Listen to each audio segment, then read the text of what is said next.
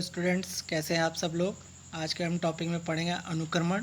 अनुक्रमण क्या होता है, कैसे होता है, कितने प्रकार का होता है, वो सारी चीज़ें हम इसके अंदर पढ़ेंगे। तो सबसे पहले हम अनुक्रमण की बात करते हैं कि अनुक्रमण होता क्या है। तो अनुक्रमण एक प्राकृतिक क्रिया है। इसमें क्या होता है, किसी स्थान विशेष पर या किसी भी स्थान पर पाए जाने वाले जो जीव होते हैं या जीवों का जो समुदाय होता है, उनके स्थान पर दूसरे जीव या दूसरे जीव का समुदाय स्थापित हो जाता है।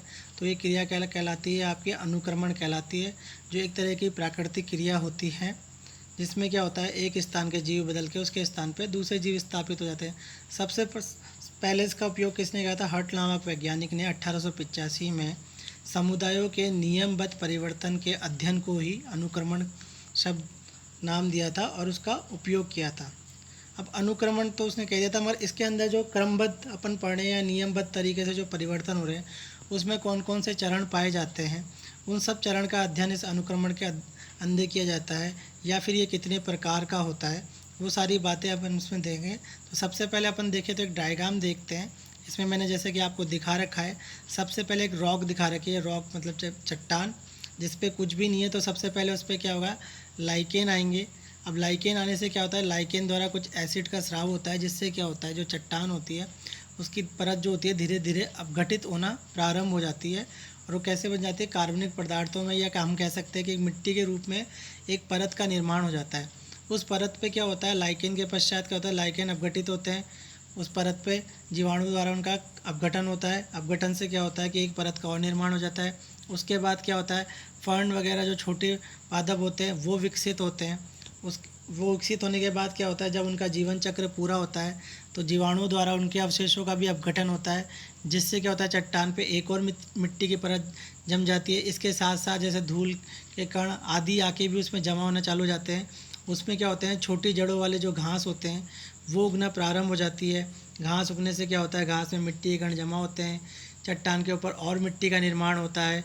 घास को खाने वाले जीव वहाँ पे पहुँचते हैं। धीरे धीरे घास नष्ट होती है, वो जीव भी नष्ट होते हैं, जीवाणु द्वारा उनके शरीर का अपघटन किया जाता है। धीरे धीरे वहाँ कार्बनिक पदार्थों की परत पे परत जमा होने लग जाती है, जिनसे क्या होता है, पहले छोटी झाड़ियाँ विकसित होती हैं। छोटी झाड़ियों के विकसित होने के पश्चात, उनके अपघटन के पश्चात क्या होते हैं, बड़े पेड़ विकसित होते हैं, जिनकी जड़ें कैसे होती है, लंबी होती है, जो चट्टानों में और अधिक गहराई तक जाती है, जिससे चट्टानें पूर्णतः विकसित हो जाती है। और धीरे धीरे क्या होता है, जहाँ पे चट्टान थी वहाँ पे क्या हो गया, एक वन नज़र आने लग जाता है। वो स्टेज आपकी कहलाती है क्लाइमेक्स स्टेज। तो सबसे पहले लाइकेन पाया जाता है। तो अनुक्रमण की क्रिया में जो जाति सबसे पहले विकसित होगी वो कहलाती है पायोनियर, जो इसमें है लाइकेन। उसको सबसे लास्ट में रहेगी, मतलब जो लंबे समय तक रहेगी, वो कहलाएगी आपका क्लाइमेक्स स्टेज, जो है इसमें आपका ट्री। इसके बीच, इन दोनों के बीच में जो भी स्टेज पाई जाती है वो आपकी सीयर स्टेज कहलाती है। तो ये एक तरह से अनुक्रमण की अवस्थाएं होती हैं कि अनुक्रमण कैसे कैसे होता है। अब हम प्रकार की बात करें कि अनुक्रमण कितने प्रकार का होता है, तो बेसिकली अनुक्रमण कितने प्रकार का होता है, दो प्रकार का होता है, प्राथमिक अनुक्रमण और दूसरा होता है द्वितीयक अनुक्रमण। द्वितीयक अनुक्रमण की बात करें तो उसके अपने आप में दो भाग होते हैं, स्वयंपोषी मतलब ऑटोट्रॉफिक, विषमपोषी मतलब कि हिट्रोट्रॉफिक। अब प्राथमिक अनुक्रमण में क्या होता है कि ऐसा अनुक्रमण जहाँ पर पहले से कोई जीव नहीं रहता, मतलब ऐसा कोई निर्जन स्थान जहाँ पे पहले से कोई जीव निवास नहीं कर रहा, अगर वहाँ पे कोई जाति विकसित होती है तो वो कहलाती है प्राथमिक। जबकि द्वितीयक में क्या होता है कि ऐसा अनुक्रमण जिसमें किसी स्थान पे पहले से कोई जाति रह रही थी, मगर किसी प्राकृतिक कारणवश वो वहाँ से हट जाती है और उसकी जगह नई जाति विकसित हो जाती है, वो कहलाता है आपका द्वितीयक। तो हम डेफिनेशन देखते हैं प्राथमिक की, जैसे कि इसमें देखा है स्लाइड में, ऐसा स्थान जहाँ पर कोई जीव नहीं रहता है या जहाँ की परिस्थितियाँ से मतलब हमारी एनवायरमेंटल कंडीशन, परिस्थितियाँ जीवों के रहने के लिए अनुकूल नहीं होती है, वहाँ पे होने वाला अनुक्रमण क्या कहलाएगा, आपका प्राथमिक अनुक्रमण। जैसे कि नग्न चट्टानें, नग्न चट्टानों से हमारा तात्पर्य है ऐसी चट्टानें ना जहाँ पे कोई पेड़ पौधा नहीं है, कोई जीव निवास नहीं करता है, वो कहलाती है आपकी नग्न चट्टानें। रेगिस्तान, रेगिस्तान आपने सबने देखा है, आप रेगिस्तान में जाओगे दूर दूर तक आपको मिट्टी के अलावा कुछ नज़र नहीं आएगा, कोई प्लांट नज़र नहीं आता ज़्यादा, कोई एनिमल नज़र नहीं आता। या फिर ज्वालामुखी की राख की, जैसे ज्वालामुखी जब फटता है तो उसकी राख निकलती है, तो कैसी होती है, वो गर्म होती है। तो जिस स्थान पे भी वो फैलती है वहाँ पे सारे जीव नष्ट हो जाते हैं, वहाँ पे कोई सर्वाइव नहीं करता। ऐसे स्थानों पे अगर कोई जाति विकसित होती है तो वो क्या कहलाता है, आपका प्राथमिक अनुक्रमण कहलाता है। तो ये सब आपके प्राथमिक अनुक्रमण के उदाहरण हैं कि प्राथमिक अनुक्रमण कहाँ कहाँ होता है। अब हम बात करते हैं द्वितीयक अनुक्रमण। तो द्वितीयक अनुक्रमण क्या है? ऐसा अनुक्रमण जिसमें किसी स्थान विशेष पे पहले से उपस्थित जीव समुदाय को प्राकृतिक कारणों से हटाया जाता है, या हम कह सकते हैं कि प्राकृतिक कारणों की वजह से वो अपने आप स्वतः ही वहाँ पे नष्ट हो जाते हैं। अगर उस स्थान पे आप कोई नई समुदाय के जीव विकसित होंगे तो क्या कहलाएगा? आपका द्वितीयक अनुक्रमण कहलाएगा। जैसे कि एग्जाम्पल में हम देख रहे हैं बाढ़, किसी स्थान पे बहुत ज़्यादा बारिश हुई, बाढ़ आई, तो क्या हुआ? वहाँ के प्लांट हो गए, वहाँ के एनिमल हो गए, सब बाढ़ में कैसे हो जाते हैं? नष्ट हो जाते हैं। फिर जब बाढ़ का पानी ठहरेगा, ठहरने के बाद वहाँ कोई नई जाति विकसित होगी, तो वो अनुक्रमण क्या कहलाता है? आपका द्वितीयक अनुक्रमण। सेम ऐसे ही भूकंप में होता है कि पहले के जीव नष्ट हो गए, उनके स्थान पर नए जीव बन गए, तो आपका द्वितीयक अनुक्रमण। अब जैसे हम द्वितीयक अनुक्रमण की बात करें तो ये भी दो प्रकार का होता है, स्वपोषी व विषमपोषी। स्वपोषी के जैसे नाम से ही पता चल रहा है कि मतलब जो अपना भोजन स्वयं बना सकते हैं। विषमपोषी जो अपना भोजन स्वयं नहीं बना सकते। स्वयंपोषी की बात करते हैं तो इसमें लिखा है, इस प्रकार का अनुक्रमण उन स्थानों पर अधिक मिलता है जहाँ पे अकार्बनिक पदार्थों की अधिकता रहती है। अब जहाँ पे अकार्बनिक पदार्थ हो गए तो अपना भोजन कौन बना पाएगा? प्लांट बना पाएंगे, पादप बना पाएंगे। तो ऐसे स्थान पे क्या पाए जाएंगे? आपको पादप पाए जाएंगे। क्यों? क्योंकि सूर्य के प्रकाश की उपस्थिति में CO2 तथा जल की सहायता से अकार्बनिक पदार्थों को किस में चेंज करते हैं? कार्बनिक पदार्थों में चेंज करते हैं। जैसे कि हमने पहले के चैप्टर्स में पढ़ा था, बायोकेमिकल साइकिल्स हो गई, या उससे पहले अपन ने उत्पादकता के बारे में पढ़ा था, वहाँ पढ़ा था कि ये अपना भोजन स्वयं बनाते हैं। तो कार्बनिक पदार्थों की सहायता से क्या करेंगे? अपना भोजन स्वयं बनाएंगे। तो इस स्थानों पे क्या होगा? पादपों की अधिकता रहेगी, इसलिए इसको क्या कहेंगे? स्वपोषी अनुक्रमण कहेंगे। और विषमपोषी जीवों की संख्या इसमें कम होगी। इस प्रकार के अनुक्रमण में क्या होता है? कार्बनों की धीरे धीरे क्या होता है? कार्बनिक पदार्थों की मात्रा तथा ऊर्जा की प्रवाह बढ़ता जाता है, और यह अनुक्रमण कैसा होता है? लंबी अवधि का होता है। जबकि हम बात करें विषमपोषी अनुक्रमण की, तो विषमपोषी अनुक्रमण में क्या होता है कि इस प्रकार का अनुक्रमण उन स्थानों पर होगा जहाँ पे कार्बनिक पदार्थों की अधिकता पाई जाएगी। इस कारण से अनुक्रमण को क्या कहेंगे हम? विषमपोषीय। और कहाँ पे किस जीवों की अधिकता होगी? जैसे आपके कवक हो गए, बैक्टीरिया हो गए, जो कि दूसरे उस पे पदार्थों पे जीवित रहते हैं भोजन के लिए। जैसे कि हम देखते हैं बरसात के दिनों में आप कोई भी खाने की चीज़ बाहर रख दो तो उस पर जल्दी से फफूंदी जमा होने लग जाती है, या कोई भी फल फ्रूट आप बाहर रखो वो धीरे धीरे गलना चालू हो जाता है। ये सारी चीज़ें किसके एग्जाम्पल है? आपके कार्बनिक पदार्थों के एग्जाम्पल है, क्योंकि इन पर कार्बनिक पदार्थ मात्रा भरपूर है। तो इन पर कौन सी जीव रहेंगे? आपके फंजाई, बैक्टीरिया आदि रहेंगे। ऐसे अनुक्रमण में क्या होता है? प्रारंभ में तो ऊर्जा की अधिकता होती है। क्यों? क्योंकि प्रारंभ में कार्बनिक पदार्थों की मात्रा क्या होती है? बहुत ज़्यादा होती है। मगर जैसे जैसे जीवों द्वारा इनका उपयोग किया जाता है तो कार्बनिक पदार्थ धीरे धीरे कम होने लग जाते हैं, और साथ में क्या होता है? ऊर्जा भी कम होने लग जाती है। तो ऐसा अनुक्रमण क्या होता है? छोटी अवधि का होता है। अब हम बात करते हैं चरम अवस्था की। चरम अवस्था क्या होती है? जैसे कि अपन ने बात करी थी कि स्टार्टिंग की जो जाति होती है वो पायोनियर कहलाती है, बीच की जितनी भी जातियाँ स्टेज पाई जाती है सीयर स्टेज कहलाता है, और लास्ट की जो अवस्था होती है आपकी चरम अवस्था कहलाती है। मतलब कि जब किसी स्थान पे कोई समुदाय अपने आप को लंबे समय तक स्थायी बनाए रखता है तो उस समुदाय की वह अवस्था क्या कहलाती है? आपकी चरम अवस्था कहलाती है। जो आपकी दो प्रकार की होती है, एक चरम अवस्था या मोनोक्लाइमेक्स, बहुचरम अवस्था मतलब पॉलीक्लाइमेक्स। एक चरम अवस्था मतलब कि उस स्थान पर एक ही तरह के समुदाय के जीव निवास करेंगे तो कहलाएगी आपकी एक चरम अवस्था। बहुचरम अवस्था मतलब कि उस स्थान पर एक से अधिक जीव लंबे समय तक सर्वाइव करेंगे तो कहलाएगी बहुचरम अवस्था। तो पहले है आपकी एक चरम अवस्था। इसमें हम कहते हैं इस सिद्धांत के अनुसार या फिर इसके अनुसार एक स्थान पर एक ही चरम समुदाय उपस्थित होता है जो वहाँ की जलवायु द्वारा निर्धारित होता है। मतलब कि वहाँ की जलवायु में जो सर्वाइव कर सकता है या अपने आप को उस अनुकूल ढाल लेता है वो कहलाती है आपकी एक चरम अवस्था। बहुचरम अवस्था, इसमें समुदाय की चरम अवस्था को नियंत्रित करने के लिए एक से अधिक कारक उपस्थित होते हैं। जितना अधिक वातावरण में परिवर्तन होगा उतने ही चरम अवस्था युक्त समुदायों की जनसंख्या में भी परिवर्तन होगा। मतलब वातावरण में जितना अधिक परिवर्तन होगा तो परिवर्तन के हिसाब से हर परिवर्तन को सहने वाले वहाँ पे जीव उपस्थित होंगे जो अपने आप को लंबे समय तक उस स्थान पर बनाए रखेंगे।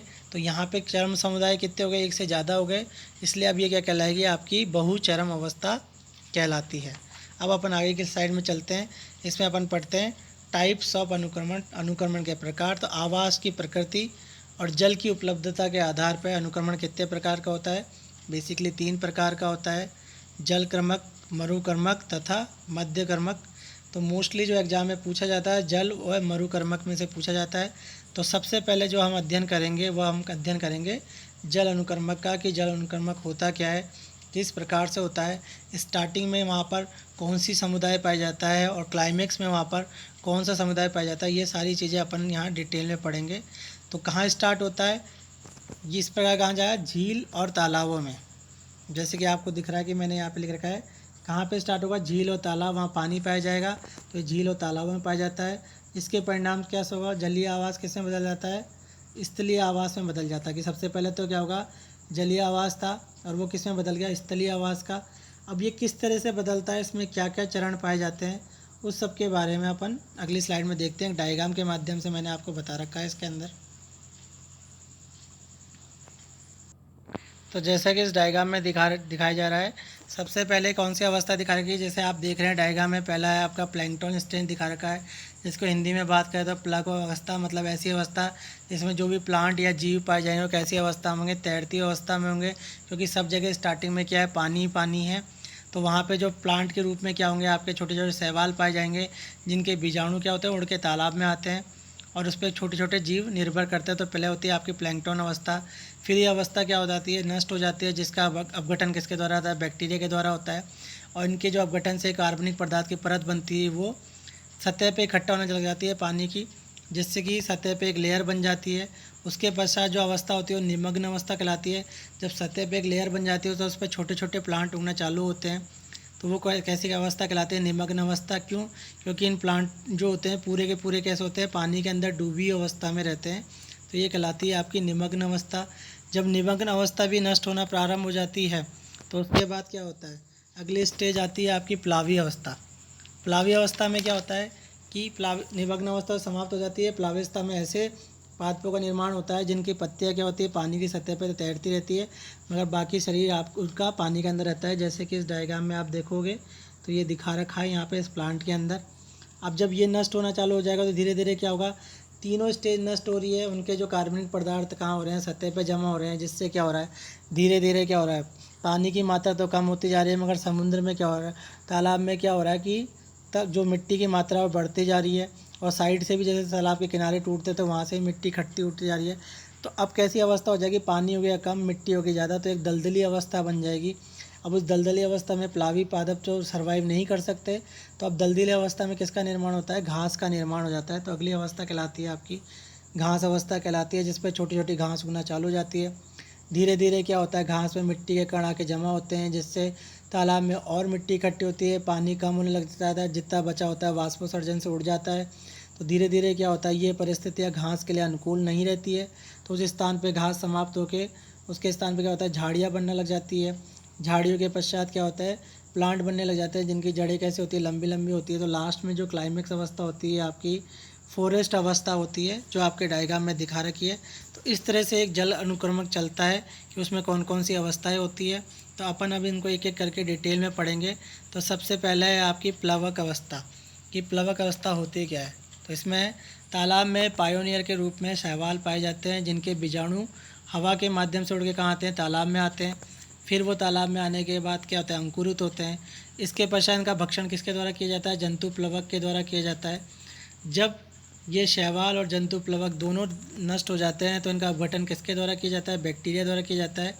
और इनसे जो कार्बनिक पदार्थ निकलते हैं वो कहाँ होते हैं, ज़मीन पर जो तालाब की सतह होती है वहाँ जमना प्रारंभ हो जाते हैं, जिससे क्या होता है कि जो उसकी सतह पे होता है मिट्टी युक्त कीचड़ का निर्माण होना प्रारंभ हो जाता है, जो कैसा होता है, पोषक पदार्थों युक्त होता है।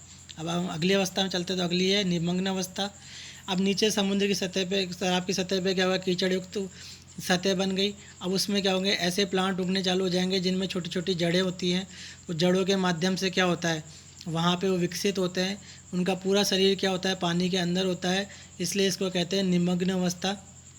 और पानी की गहराई भी क्या हो जाती है, जैसे सतह जमना चालू हो जाती है, पानी की गहराई कम होने चालू हो जाती है, तो उनको आसानी से प्रकाश मिल जाता है, जिससे सर्वाइव करते हैं।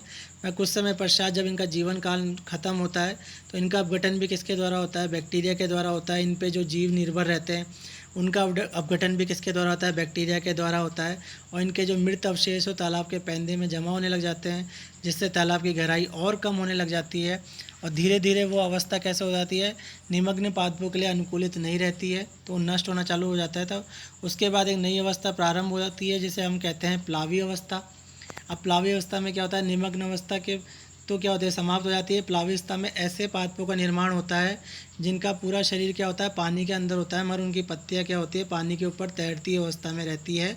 इसलिए इसको हम कहते हैं प्लावी अवस्था या फ्लोटिंग अवस्था। और ऐसे कौन से प्लांट होते हैं, जैसे आपके निम्बिया वगैरह प्लांट होते हैं, ये आपके कहलाते हैं प्लावी अवस्था कहलाते हैं। और इससे पहले जो अपन ने निमग्न अवस्था पढ़ी थी, उसमें कौन कौन से प्लांट होते हैं, जैसे हाइड्रिला, कारा, वेलेसनेरिया, ये सब निमग्न अवस्था में होते हैं जो प्लावी अवस्था में समाप्त हो जाते हैं। तो धीरे धीरे क्या होता है, प्लावी अवस्था भी क्या होती है, नष्ट होना प्रारंभ होती है। उनका अपघटन भी क्या होता है, बैक्टीरिया के द्वारा होता है। अब क्या होता है, तालाब की सतह पे एक और परत का निर्माण होता है। अब धीरे धीरे परत जमने से क्या हो रहा है, पानी की मात्रा कम होती जा रही है और मिट्टी की मात्रा क्या हो रही है, या कार्बनिक पदार्थ की मात्रा बढ़ती जा रही है। तो ये अवस्था कैसे करेगी, एक दलदली अवस्था का निर्माण करेगी, जिसपे अब प्लावी अवस्था के जो पादप है वो सर्वाइव नहीं कर पाएंगे। तो इसके बाद अगली अवस्था क्या आती है, घास अवस्था। तो जिसमें देखा है मिट्टी के अधिक जमाव तथा मृत अवशेषों के जमा होने से तालाब का पानी अब किस में रह जाता है, कीचड़ के रूप में रह जाता है, जो प्लावी के लिए अवस्थाओं के लिए क्या होता है, प्रतिकूल होता है। इसलिए ये क्या होते हैं, विलुप्त हो जाते हैं या नष्ट हो जाते हैं। और इनके स्थान पे कौन लेते हैं, दलदली पादप, जैसे ही घास उगना चालू हो जाती है तो उस पर कैसे हो जाता है, उस स्थान पे लंबी लंबी घास उगना चालू हो जाती है। तो धीरे धीरे संपूर्ण क्षेत्र या तालाब का जितना भी एरिया कैसा दिखा देता है, घास के मैदान के रूप में दिखाई देता है।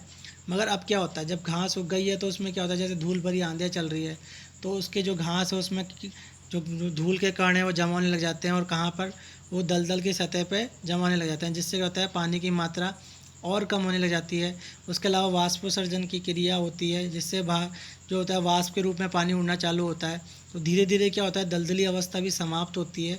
अब दलदली अवस्था समाप्त होने के पश्चात क्या होती है, ये अवस्था घास के लिए कैसे हो जाती है, प्रतिकूल होने लग जाती है, और एक नई अवस्था का निर्माण होता है जो आपकी कहलाती है चरम वन अवस्था। अब चरम वन अवस्था उसमें क्या होता है कि जैसे ही घास खत्म होगी तो क्या होगा, सबसे पहले क्या, छोटी झाड़ियाँ होंगी जिनकी जड़ें क्या होंगी, कम होगी, क्योंकि पानी अभी थोड़ी कम गहराई में पहुँचा है। तो पहले झाड़ियाँ विकसित होंगी जो कम गहराई से पानी को ग्रहण कर पाएगी। मगर जब क्या होगा, पानी कम होने लग जाएगा और गहराई में जाने लग जाएगा तो झाड़ियाँ भी कैसे हो जाएंगी, नष्ट होने लग जाएगी। अब क्या होगा, वो उनके स्थान पे जो जो बड़े बड़े पेड़ होते हैं जिनकी जड़ें होती है बड़ी बड़ी, वो पनपने चालू होते हैं और वो अधिक गहराई से क्या होता है, पानी ग्रहण कर सकते हैं। और लंबे समय तक इस जो तालाब का क्षेत्र है जो पहले घासिए में परिवर्तित हो गया था, वहाँ पे लंबे समय तक क्या करते हैं, सर्वाइव कर सकते हैं।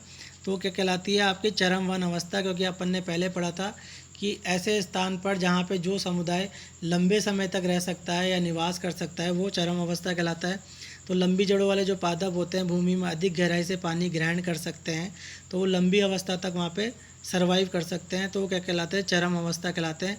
अब इसमें क्या होता है, धीरे धीरे संपूर्ण जलीय क्षेत्र समाप्त हो गया है। अब उसके स्थान पे क्या हो गया, एक वनीय क्षेत्र का आरंभ हो गया है। तो ये क्या कहलाया आपका जल अनुक्रमक, जो पहले तालाब के रूप में था, धीरे धीरे उसमें क्या हुआ, प्लवक आए, फिर निमग्न अवस्था आई, फिर प्लावी अवस्था आई, फिर उसमें क्या हुआ, दलदल का निर्माण हुआ। दलदल का निर्माण हो सके कैसा, घासीय अवस्था आई। अब घासीय अवस्था के पश्चात क्या हुआ, पानी की मात्रा और कम हुई, दलदल खत्म होने लगा। फिर कैसे हुए, छोटी छोटी झाड़ियाँ उत्पन्न होने लगी। झाड़ियाँ उत्पन्न होने के पश्चात क्या हुआ कि पानी की मात्रा और गहराई में जाने लगी, तो बड़े वन विकसित होने लगे। तो धीरे धीरे तालाब अवस्था कैसे हो गई, वनीय अवस्था में परिवर्तित हो गई। तो जल अनुक्रमक में ये स्टेप आते हैं जो अपन ने आज पढ़े। आई होप आपको समझ में आया होगा। फिर भी अगर आपको कोई प्रॉब्लम आती है इसमें तो आप मुझे व्हाट्सअप कमेंट्स आदि में बता सकते हैं। इसके बाद का जो है अपना मरु अनुक्रमक, वो अपन नेक्स्ट वीडियो में अपन पीपीटी शेयर करेंगे या वीडियो के माध्यम से, जैसी भी है उसको समझने की कोशिश करेंगे। Okay, thank you.